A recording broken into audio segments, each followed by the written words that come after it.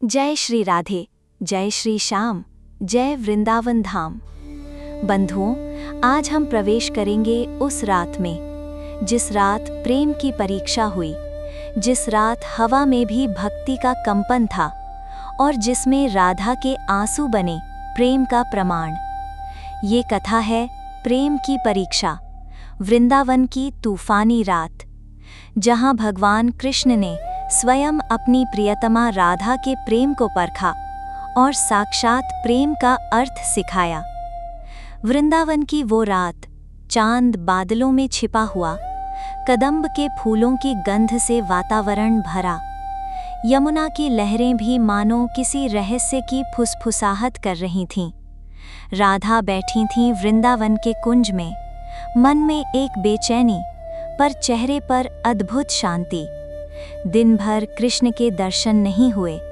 सखियां बार बार कहतीं, राधे, शाम गोकुल गए हैं गोधन चराने, शाम तक लौट आएंगे।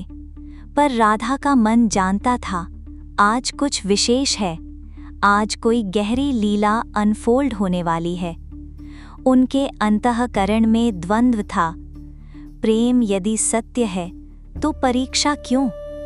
पर आत्मा उत्तर देती थी, जिसका हर कार्य लीला है, उसे समझना संभव कहाँ।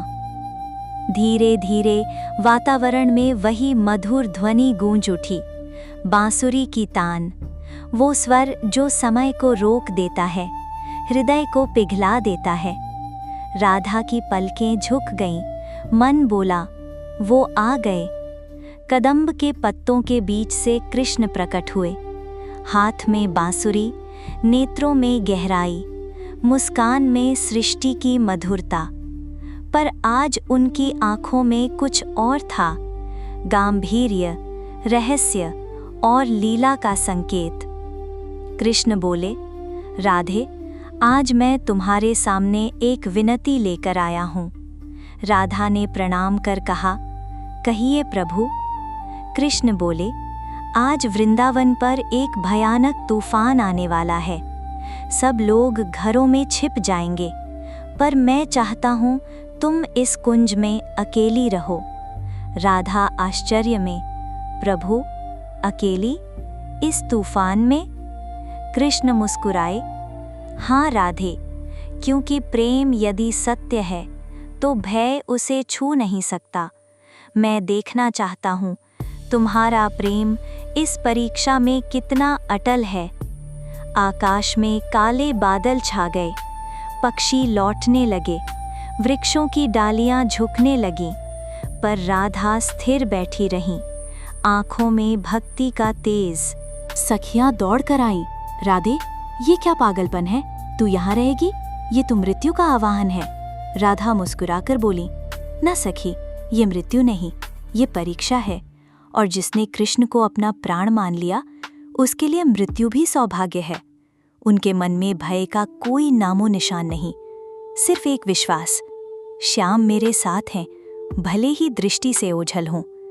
अब धरती कांप उठी, बिजलियां चमक उठीं, वृक्ष टूटने लगे, यमुना की लहरें उफन पड़ीं, पर राधा शांत, स्थिर। उन्होंने आंखें बंद कीं और जप किया, श्याम श्याम श्याम। उनका आंचल उड़ गया, केश भीग गए, पर उनके होठों पर मुस्कान, क्योंकि उनका मन कृष्ण में विलीन था। कृष्ण दूर खड़े ये दृश्य देख रहे थे। वृंदावन का देव भी आज राधा के धैर्य पर नतमस्तक था। कृष्ण सोच रहे थे, यही तो प्रेम की पराकाष्ठा है, जहां भय नहीं, सिर्फ विश्वास है। वर्षा तेज हो चली थी, आकाश गरज रहा था, मानो स्वयं इंद्र भी इस लीला के आगे नतमस्तक हों।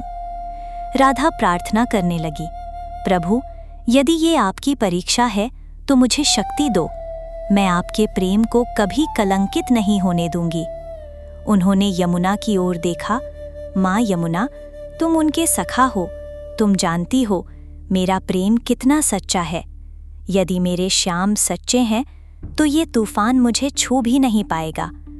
और तभी आश्चर्य हुआ, कुछ पल को हवा थम गई, प्रकृति भी जैसे राधा की भक्ति के आगे झुक गई।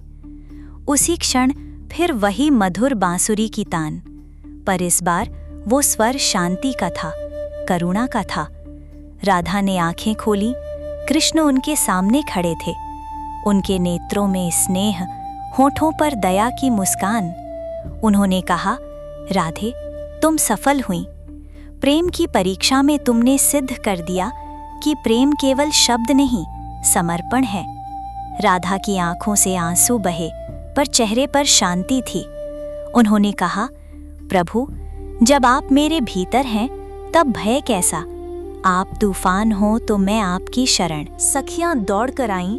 उन्होंने राधा कृष्ण को देखा, दोनों शांत, दिव्य, एकाकार। वे रो पड़ीं और प्रणाम किया। प्रभु, क्या यही प्रेम ही धर्म है? कृष्ण बोले, हाँ सखियों, प्रेम ही धर्म है, प्रेम ही भक्ति है, और जो प्रेम में भय नहीं, वही सच्चा प्रेम है।